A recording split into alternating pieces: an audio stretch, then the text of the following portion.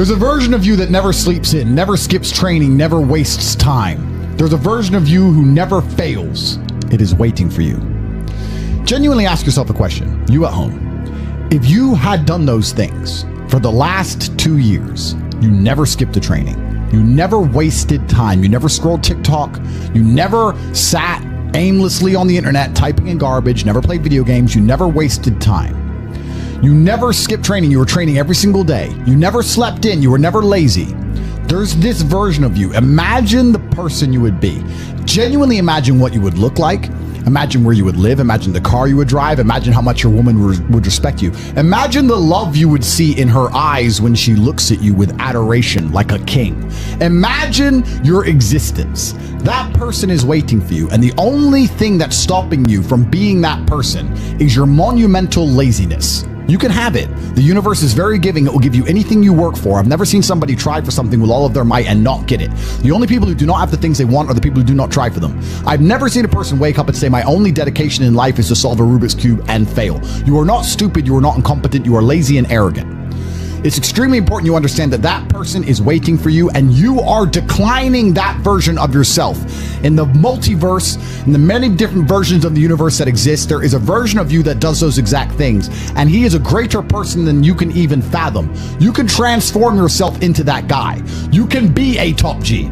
That's exactly what I did. I knew who I was going to have to end up being before I became that person. My brother and I are not from rich families. We are not from advantaged beginnings, but I knew I had to be a big, strong, fighting billionaire. That's what I knew I had to be. Discipline is the key to success.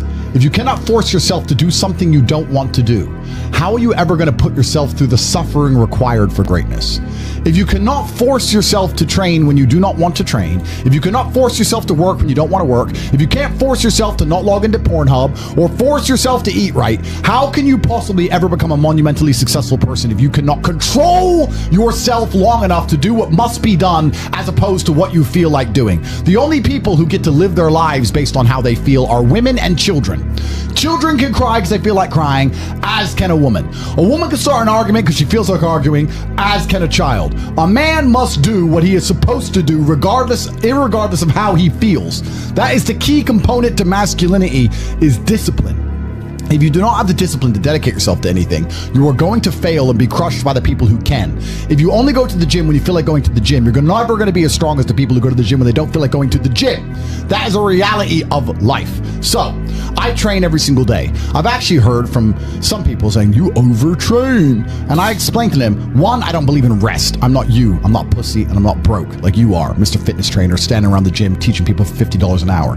I don't need to listen to you. Secondly, I don't train because I want to get bigger. I train every day because it is difficult to train every day. It hurts. I don't want to. I wake up and I'm busy. I have other things to do. I don't feel like doing it, so I force myself to do it 7 days a week, 365 days a year, so that I know I'm the kind of person who can do what he doesn't want to do when it needs to be done. I am that man, and it's more of a mental exercise than a physical exercise at this point. How can you ever outcompete me if I can force myself to do the things I don't want to do and you cannot? Discipline is absolutely essential for success, and you need to get very comfortable and very used to the idea of understanding that on your path to greatness, there are going to be long periods of time where you hate what you are doing, where you are dissatisfied with the actions you must undertake, where you are tired, where you are stressed.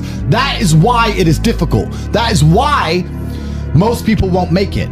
If the path was easy, everybody would walk it and it would lead nowhere. 100 people start the path, 99 fall off because it is difficult, and the one person who makes it to the end gets the gold. If all 100 made it to the end and the gold was divided by 100, it wouldn't even be worth anything. The difficulty gives it value. The fact that it is difficult to do is the key component into the fact you want it in the first place. If it wasn't difficult, everyone would have it and you wouldn't want it because no one would respect it. It's supposed to be hard.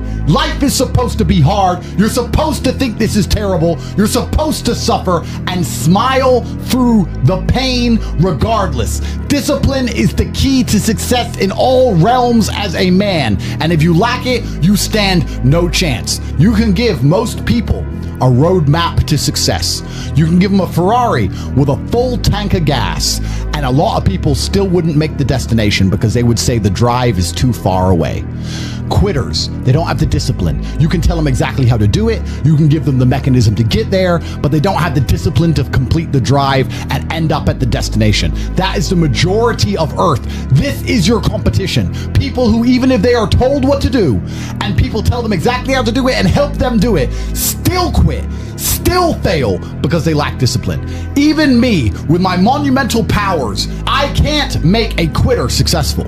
It doesn't matter how good I am. It doesn't matter how easily I make it for them to succeed. It doesn't matter how compendious and concise and powerful the real world is. It doesn't matter how much I text them and motivate them, how many emergency meetings I do to try and talk to them and hype them up, how much motivation I give them. It doesn't matter what I do. If they are a quitter, guess what they're going to do? They're going to quit.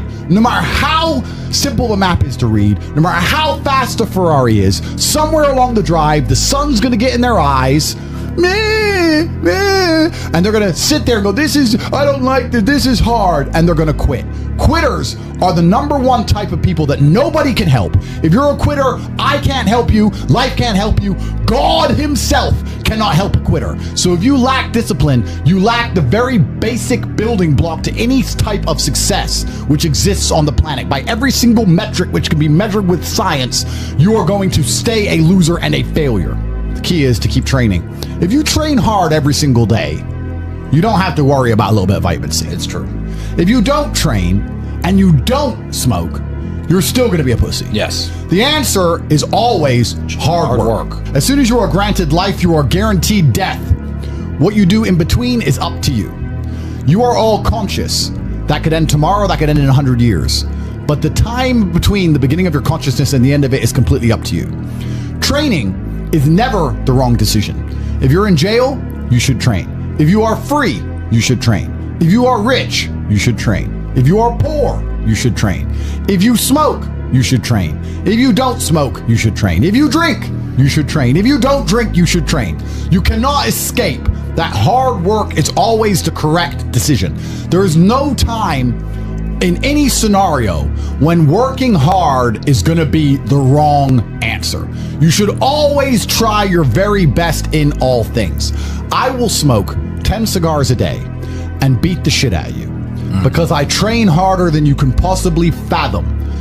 Pain is an extremely important part of the equation. Pain is the elixir of success. When people say this bad thing happened to me and I'm suffering, I say good. It is pain which is required. It's one of the elements in the chemical reaction. If a chemical reaction requires 5 particular distinct compounds and you have 4 and you're missing 1, it simply doesn't work. Pain for a man is one of the most important elements in becoming successful. Batman is Batman because they killed his parents. If they did not kill his parents, he would not be Batman. You're supposed to suffer. You're supposed to take that pain. The worst thing that can happen to you as a man is you live a life with no pain in it. To be born into a rich family and have a nice, easy life and be given money and you don't have to go to the gym and not have to train because you have bodyguards and sit around like a fuck up. You're going to be miserable and unhappy and a drug addict buying prostitutes. You're only going to have women who adore you. You're only going to feel confident in yourself and feel happy when you've been through hell and come out the other side. The pain is required, and you'll often notice that people who are better than you are people who have suffered more than you have suffered. So the person who is waiting for you, he requires your motivation. It also requires huge amounts of pain. So when bad things happen to you, do not sit at home and lament. Do not feel sorry for yourself. Instead, look in the mirror and say, thank you, God, for giving me one of the ingredients that is needed for the chemical concoction that is going to turn me into a superhero. Because pain is an extremely important one. In fact, it's one of the most important ones for a man. Everything is war. All of it. Sitting in the commute without losing your patience is war. Trying to find a way to escape your slave job is war. Keeping your wife happy and your children inspired is war. Training to become stronger than before is war. It is all war, and it cannot be avoided. And I'll tell you why it's war, because war is 2 opposing sides trying to achieve the same goal. 2 opposing sides want the same land or the same influence over X land. And the car you want, the Ferrari, you're not the only person who wants it. The reason it's so expensive is because other people want it. The girl you want, the beautiful woman, Everyone wants her. It is war. It is competition. Everything about life as a man is war. It is conflict because you are competing against the other men who want it the same, which is why discipline is such an important thing, which is why you must take the pain and add it to the concoction to become as formidable as possible. Life is war. This idea that you can go through life as a man and avoid war is probably the biggest mistake that most men make, because it is impossible for you to achieve anything significant without war. Running a business is war. Running a hotel, running a restaurant, running an online company, it's war. Training is war. Life as a man is war. You need to wake up and view it exactly as what it is. Everything I want, other people want. Everything I desire, other men are trying to get. This is a war and I must outcompete them. That is the best possible mental model you can have. Even in jail, it was a war for who could stay most calm, a war who could control their mind the best, a war for who could suffer the least. That is war. I was surrounded by people who lost their minds and I refused. It was a battle and I was successful. Life in and of itself as a man is a never-ending struggle and a never-ending battle. It is the constant of the human condition. Evolution requires pain. While others complain that they do not feel happy enough, I'm happy I'm struggling. I don't want to be happy. I want to be great. This is the beauty of life as a man. Do you understand? I don't care. I'm happy to be struggling. I wanted to fight. You wanted to win. I wanted to fight. That's the difference. You're concerned with winning. I wanted to just fight. And we're fighting. That is the beauty of life as a man, to be great. If you concern yourself only with being happy, you are once again acting like a female or a child. Happiness is fleeting. It doesn't even matter if you're concerned only with the hedonism of happiness. You're going to drink alcohol and go to parties and go to festivals and take drugs. I want to be happy. Who cares? I want to be great. I want to be great all of the time. And let me ask you a question as a man at home, genuinely, truthfully. Would you rather be a loser who's always smiling, a happy loser, or would you rather be a stressed winner? Because I'll tell you something about winners. Most of them are stressed. We are stressed. We're stressed. Putin is stressed. Genghis Khan was stressed when his messenger turned up after a 4-week ride with updates from the battlefront of Iran. I'm sure he was stressed by what he read. Even if it was very good, even if it all looked fantastic, he started to feel stressed. Okay, well now maybe I need to go to Iran. How long is it going to take me to get there? Maybe we need to send more horses. Maybe we need to colonize Iran. He felt stress because the beauty of life as a man is to be great. So you have to sit here and ask yourself, do you want to be a happy loser that's insignificant? Nobody knows you exist. Women don't respect you. Men don't respect you. Nobody cares if you live or die, but you get to smile all the time. Or do you want to be one of the most important people on the planet with a little bit of stress? I am brilliant because I've decided to be brilliant. And if I have to sacrifice happiness to be brilliant, then that's fine. You know what the great thing about it is? You know it's amazing what God gives, how the whole world becomes full circle? If you stop caring about being happy and you start caring instead about being great, guess what you end up being? Great. Along with great. And you know what? Yeah. Happy. You end up happy if you forget about happiness and try to become great. You will never be successful if you're concerned about being happy, so forget about it. I like to consider myself a wise old man, and I'm trying my best to encourage and instigate a revolution amongst the youth where men take absolute self-accountability and they believe in themselves and they take responsibility for absolutely everything. As a man, you are most formidable if everything is your fault. If it rains outside and you get wet, that is still your fault. Can you control the rain? No. Could you have brought an umbrella? Yes. You need to blame yourself for all things, the good and the bad. And by doing this, you take absolute self-accountability, which allows you to build a mental model in which you will find solutions, 1. 2, avoid trouble, because you know that anything bad happens to you is your fault. And 3, be the most fearsome competitor possible, because we're living in a very competitive world nowadays amongst the elites. The people who understand that you're living inside of a fish tank are trying very hard to get out. And you have to make sure that you can outrun some of them if you want to escape.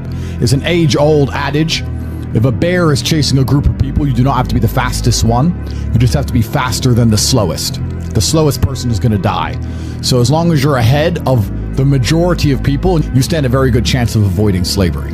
Being a powerful man isn't always about furious anger and instilling fear. As enemies attempt to attack your energy and lower your vibration, understand this: power is untouchable. Power may notice, but it doesn't care. Sometimes power is simply not giving a fuck. Being a powerful man isn't always about furious anger and instilling fear, meaning sometimes it is. You need to retain the capability to instill fear with furious anger. A man who cannot do that is not a man. It is one of the cards you need to have in your deck. However, more often than not, when you're in a true position of power, you will play the alternate card, which I'm describing here as simply not caring. How can you not give a fuck about things? So I'll tell you how. If you're filthy rich and you have a strong network of people around you who you trust, and you have a good family, and you have beautiful children, and you have women who love you, and you have beautiful supercars, you live with your best friends in a compound, you have armed guards, and you're proud of yourself, and you're strong, and you train hard every day, and you're monumentally successful, and all of your dreams come true, and if you want something, you can instantly snap it up. You want a Pagani, you want a Bugatti, you want a $25 million apartment, anything you want, you buy. It's very easy to not give a shit about the opinions of people who don't have one fraction of your success. And what these people are trying to do is drag me, I'm using me as an example, but we can also use it for you. When you have true power, they're trying to drag you down. They're not trying to elevate themselves. They're trying to drag you down, which is a very different thing. Because it's amazing how God rewards those who are trying to build and create and elevate, and how it punishes those who are simply trying to destroy and be spiteful and negative. And these people are going to dedicate hours and hours and millions of hours of their life towards a certain cause to try and drag people down who they cannot affect because they're already too powerful and too large. And they're wasting their own human experience, and they're not progressing or advancing themselves in any way. They will stay brokies, and we will stay rich forever. So the lesson here is that you need to get to a position where ignoring people is a move in which you're guaranteed success. You can ignore people completely and they are benefiting you. And that comes from a position of power. And I think a lot of you at home right now, you may not be in our position, but if you're already working hard, you're already going to the gym, you're already training, you make sure that you're getting as much muscles as possible, as much money as possible, you're dedicated, you don't sleep in, you don't waste your time, you don't smoke weed, you don't play video games, you're focused on trying to become fantastic as a person. You can just ignore that girl. That girl who broke your heart or cheated on you, just ignore her. The most powerful move you can make is ignore her. Yeah, you could yell at her. Yeah, you could try and make her scared of you, blah, blah, right? That's not going to work. The powerful move is just to completely ignore her because you're on your ascent. She is likely on her descent. She likely has no intention of improving herself, no intention of becoming richer, no intention of becoming better looking. Time is against her. As she gets older, she's going to lose her looks. You're going to continue your ascent, and she's going to have to watch you for the rest of her life be the man that she could have been with that she's no longer good enough for. The best thing you can do is simply ignore her. That is the powerful move. And it's the same with also men. It's not even a gendered argument. There's men who want to be your friends right now, who wanted to be your friend, and they did something wrong to you. And if you're on the right path doing the right things, karma, God, the universe, whatever you want to call it, is going to teach them a lesson for simply failing to be a good person to you while they had the chance. But when you have a whole bunch of money, you take care of the people you love. And that's the masculine prerogative. And even my brother and I, anyone who's been loyal to us, who's on our team, we monumentally reward. And everyone who ever displayed cowardice or sold us out or made mistakes massively regrets it because they see how well we treat the people who are close to us. If you lack somewhere, excel somewhere else. Counter your weaknesses by honing other capabilities. If you're ugly, become filthy rich. If you're poor, be as strong as an ox. Life is unfair. The primary focus of your energies is to balance the books. And there's two different ways you could interpret that. You can, obviously, increase the attributes that you are lacking. If you have the ability to train, because a lot of people don't. Some people are born without arms and legs, but you, with 2 arms and 2 legs, are sitting at home jerking off the Pornhub, flabby and fat.